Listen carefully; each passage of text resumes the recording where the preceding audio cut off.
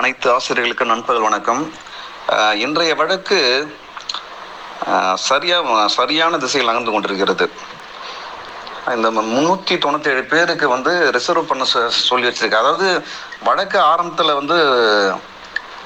பேசும்போது கவிதா அம்மா சொல்லும்போது, இப்போ ஏன் குவாலிஃபைட் டீச்சர் தானே காம்படிட்டிவ் எக்ஸாம் எழுதலாமே ஏன்னு கேட்ட உடனே, ஒரு கட்டத்தில் எக்ஸாம் எழுத சொல்கிற மாதிரி நிலைமை தான் அந்த ஆர்கியூமெண்ட்லாம் பண்ணும்போது ஜட்ஜி அப்படி தான் கேட்டார். ஆனால் அந்த அம்மா திறமையா இங்கே இது கிடையாது, நாங்கள் பல முறையில் நாங்கள் செலெக்ஷனில் மெத்தடில் நாங்கள் சர்டிஃபிகேட் வெரிஃபிகேஷன் முடிச்சிட்ட பிறகு எங்களுக்கு கவர்மெண்ட் பண்ண தப்புனால நீங்கள் எதுக்கு திரும்பி இன்னொரு எக்ஸாம் எங்களுக்கு, நான் ஆல்ரெடி குவாலிஃபைடு நல்லா தெரிஞ்சு தான் இருக்கிறேன், அதை வச்சு இதுதான் நம்மளுக்கு மேட்டர்னு சொல்லிட்டோன்னே அது குறித்து அவங்க நிறைய வாதங்கள் நிறைய வச்சாங்க.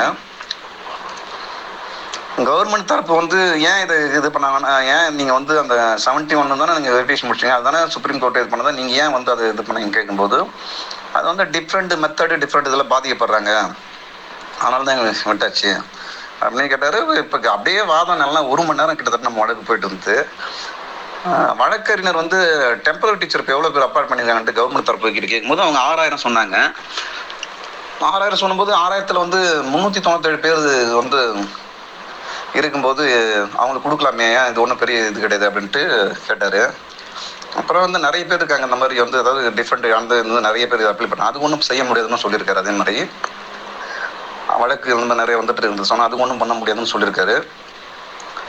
அப்புறம் என்ன சொல்லியிருக்காருன்னா, இந்த 10 வருஷமா நீங்கள் டெம்பரரி டீச்சரே போட்டது உங்கள் தப்பு, சுப்ரீம் கோர்ட்டு சொன்னதை ஃபாலோ பண்ணது தப்பு, இதெல்லாம் பண்ணிட்டு இன்னைக்கு நீ இன்னொரு காம்படிட்டிவ் எக்ஸாம் சொல்றது எப்படி இது பண்ண முடியும், அவங்க இந்த எக்ஸாம் பண்றதுக்கு முன்னாடி தானே இவங்கெல்லாம் இது பண்ணியிருக்காங்க, அதனால அவங்களுக்கு இது ஒரு பிரச்சனை கிடையாது.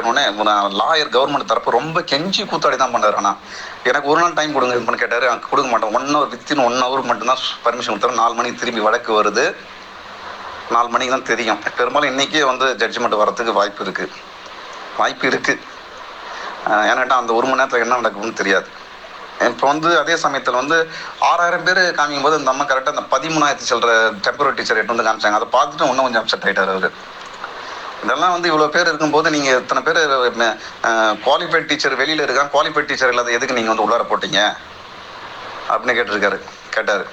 கேட்டுட்டு தான் 1 hour அவருக்கு ஜட்ஜி நாளைக்கு கேட்டாருக்கு ஒத்துக்கலை, இன்றைக்கே இது முடிச்சிடணும்னு சொல்லிட்டு இது பண்ணியிருக்காரு.